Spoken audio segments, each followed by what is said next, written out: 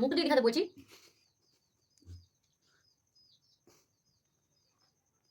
এইদিকে দেখাও।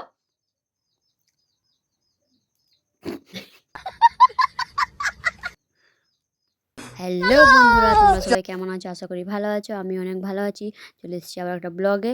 ব্লগটা হচ্ছে আজ আমরা বানাবো পিঠে। তো এই দেখো পিঠে বানাতে বসে গেছি।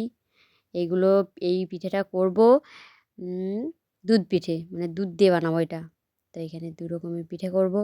তো চলো পিঠেগুলো বানিয়ে নিই।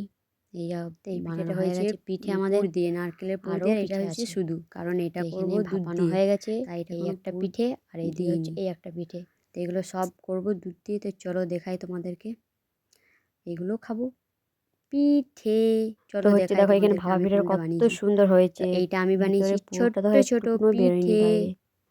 তো এবার চাপিয়ে দিচ্ছি দুধ পিঠে। তো এখানে দুধটা বসিয়ে দিয়েছে গরম হওয়ার জন্য।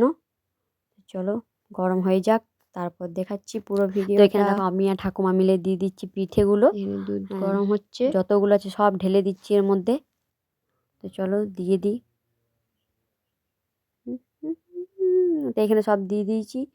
এই তো সব দেওয়া হয়ে গেছে। এবার এইটা একটু ভালো করে নিয়ে হবে। তারপরে চলো এবার খাওয়া যাক, দেখি। তো এখানে আমাদের হয়ে গেছে দুধ পিঠে। তো চলো দেখি, এবার খেয়ে দেখতে হবে যে কেমন হয়েছে, টেস্টটা জানতে হবে। তো এখানে চলো তোমাদের দেখাই কেমন হয়েছে পিঠেটা। এই দেখো কত সুন্দর হয়েছে। চলো এবার নিয়ে নিই, দিয়ে আমার বরকে একটু খেতে, দেখি কেমন হয়েছে, ওর রিয়েকশানটা কেমন হয়। এটা আমি বানাইনি, এটা আমার বানিয়েছি আমার ঠাকুমা। জাস্ট আমি একটু হাত লাগিয়ে দিয়েছি। তাই চলো নিয়ে নিই। এখানে তো 2-4 ডাবু নিয়ে নিলাম, আর একটু নিয়ে নিলাম, দেখি কেমন লাগে খেতে দুধ পিঠে।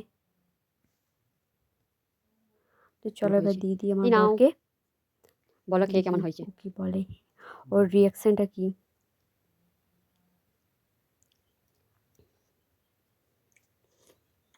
কেমন হয়েছে বলো।